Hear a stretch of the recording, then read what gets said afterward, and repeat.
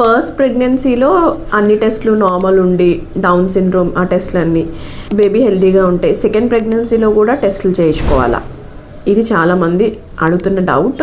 Hello అండి, నేను మీ డాక్టర్ రమ్య మందన శెట్టి. సో ఈ కేస్ చూస్తే సో వీళ్ళకి ఫస్ట్ బేబీ హెల్తీగా పుట్టింది, నార్మల్ డెలివరీ, మదర్ చాలా young, she now 27 years. But ఏమైంది, సెకండ్ ప్రెగ్నెన్సీలో ఒక్క టెస్ట్ కూడా చేయించుకోలేదు. డబుల్ మార్కర్ కానీ, ఎన్టీ స్కాన్ కానీ, టిఫా స్కాన్ కానీ. వాళ్ళకి సరే ఎఫోర్డబిలిటీ ఇష్యూస్ ఉన్నాయి.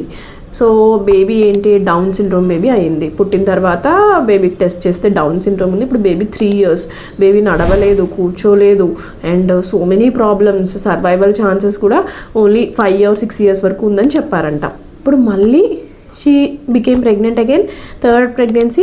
ఇప్పుడైనా టెస్టులు చేయించుకున్నారంటే ఇప్పుడు మళ్ళీ ద సేమ్ థింగ్. 26 weeksకి వచ్చింది ఇప్పుడు నా దగ్గరికి, ఒక్క సింగిల్ టెస్ట్ కూడా అవ్వలేదు. అండ్ వాళ్ళకి తెలుసు already down syndrome baby second time ఇప్పుడు ప్రెగ్నెన్సీలో అన్ని టెస్టులు చేయించుకోవాలని.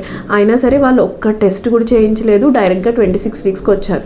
సో దీన్ని బట్టి ఏం తెలుస్తుందంటే ప్రెగ్నెన్సీలో ఈ కాలంలో chromosomal abnormality detection test and NT scans, TIFFA scans ఇవన్నీ చాలా చాలా అవసరం. మీరు ఒక అబ్నార్మల్ బేబీ పుట్టిన తర్వాత బేబీ సఫర్ అవుతుంది, దాంతోపాటు మీ ఫ్యామిలీ అంతా కూడా సఫర్ అవుతారు. It's not an easy thing. So మీరు ఖర్చు అవుతుంది అని అలా ఆలోచించకుండా పాజిటివ్గా ఆలోచించండి. ఏజ్ ఇదివరకు కాలంలో 30 years అబవ్ ఉన్న వాళ్ళకి టెస్టులు చెప్పేవాళ్ళం, కానీ ఇప్పుడు అలా కాదు.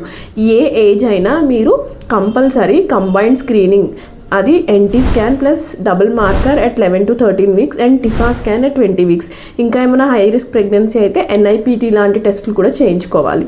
గుర్తుపెట్టుకోండి. Thank you.